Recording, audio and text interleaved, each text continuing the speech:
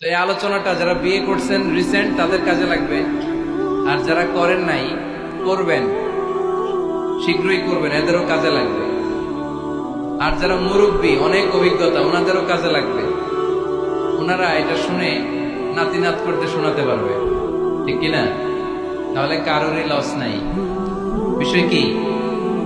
কথা বলে না। দম্পতি বুঝেন? বুঝেন? স্বামী আর স্ত্রী বানায় যেজন মিস্ত্রি, সে বড় আজব কারিগর ও মনরে সে বড় কঠিন কারিগর, ঠিক কিনা?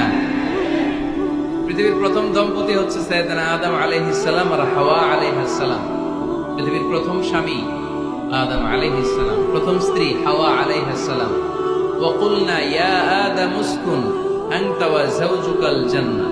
আল্লাহ বললেন, আদম তুমি আর তোমার জোড়া বা তোমার স্ত্রী দুজনে মিলে জান্নাতে থাকো। তাহলে ওনারা ছিলেন স্বামী আর স্ত্রী, ঠিক কিনা? তাহলে এই দাম্পত্য সম্পর্কটা এটা জান্নাতি সম্পর্ক। কি সম্পর্ক?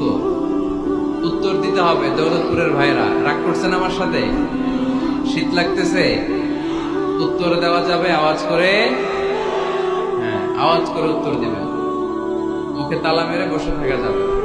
তাহলে পৃথিবীর প্রথম স্বামীর নাম কি? আদম আলাইহিস সালাম। পৃথিবীর প্রথম স্ত্রী হাওয়া আলাইহিস সালাম। এই দাম্পত্য সম্পর্কটা বড় মধুর, বড় গভীর, বড্ড ভালোবাসা, ঠিক কিনা? স্বামী আর স্ত্রী, স্বামী আর স্ত্রী, এই সম্পর্কটাকে আল্লাহ তাআলা কোরআনে পোশাকের সাথে তুলনা করেছেন। কিসের সাথে? পোশাক। আরবিতে বলে লিবাস। আরবিতে কি বলে?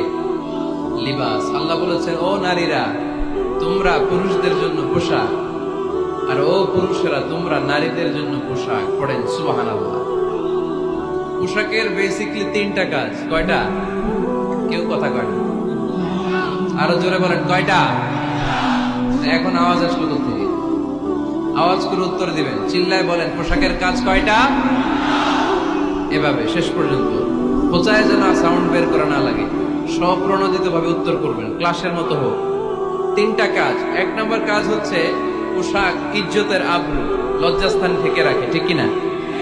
আমাদের লজ্জাস্থান ঢেকে রেখেছে আমাদের পোশাক। ঠিক তেমনি স্বামী তার স্ত্রীর ইজ্জত হেফাজত করে।